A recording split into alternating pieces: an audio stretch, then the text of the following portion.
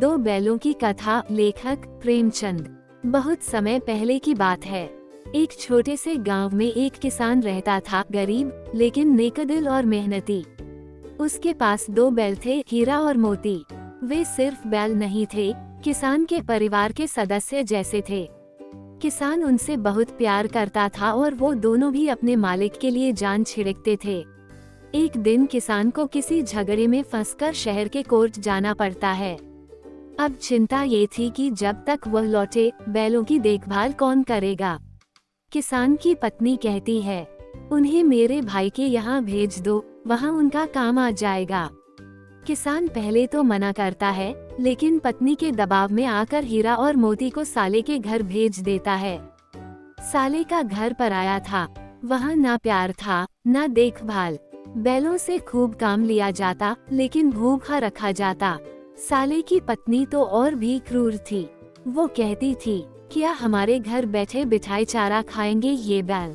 हीरा और मोती इस अपमान और भूख को चुपचाप सहते रहे, लेकिन एक दिन हद हो गई।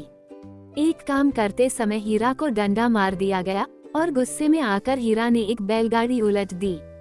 इसके बाद दोनों को खूब पीटा गया। रात को उन्होंने एक दूसरे की तरफ देखा, बिना कुछ कहे सब कुछ समझ गए। उन्होंने जुए को तोड़ा और अंधेरी रात में भाग निकले आजादी की ओर। चलते चलते वे दूर एक गांव पहुँचे। कई दिन की भूख और थकावट के बाद उन्हें एक खेत से मटर की महक आई। वे खेत में घुस गए और जी भर के मटर खाने लगे। तभी खेत का मालिक किसान आया, डंडा लेकर। उसने उन्हें मारा, पकड़ा और रस्सियों से बांध दिया। अब उसने उन्हें काम में जोतना शुरू किया, बिना खाना पानी के। कुछ दिन तो उन्होंने सह लिया, लेकिन जब उनका आत्मसम्मान फिर घायल हुआ तो एक रात फिर से भाग निकले। प्यास, थकावट और दर्द के बावजूद दिनों तक चलते हुए आखिरकार एक दिन वे पहुंचे अपने पुराने मालिक के घर। जैसे ही किसान ने उन्हें देखा, भागकर आया, गले से लगा लिया। उसकी आंखों से आंसू बह रहे थे और उसने कहा, तुम दोनों ने मुझे नहीं छोड़ा, तुम्हारा साथ सबसे सच्चा है। लोग तो धोखा दे जाते हैं, तुम नहीं।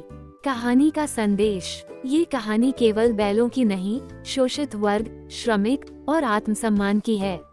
हीरा और मोती जैसे बैल हमें सिखाते हैं कि सम्मान के बिना जीवन अधूरा है।